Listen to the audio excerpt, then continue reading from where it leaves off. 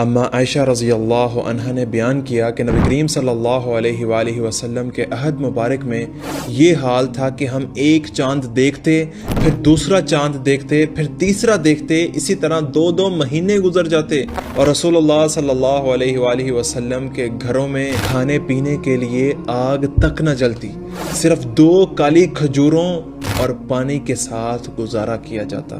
البتہ رسول اللہ صلی اللہ علیہ وآلہ وسلم کے چند انصار پڑوسی تھے، نیبرز تھے، جن کے پاس دودھ والی بکریاں تھیں اور وہ رسول اللہ صلی اللہ علیہ وآلہ وسلم کے ہاں آپ کے گھر میں دودھ تحفے کے طور پر بھیج دیا کرتے تھے۔ اما عائشہ رضی اللہ عنہا فرماتی ہیں کہ آپ صلی اللہ علیہ وآلہ وسلم وہ دودھ ہمیں بھی پلا دیا کرتے تھے، یعنی ہم آپس میں شیئر کر لیا کرتے تھے۔ اللہ اکبر و کبیر۔ یہ تھی ہمارے نبی پاک صلی اللہ علیہ وآلہ وسلم کی زندگی، اور ہم اتنی نعمتیں ہونے کے باوجود نہ شکری کرتے ہیں اور اللہ کا شکر ادا نہیں کرتے۔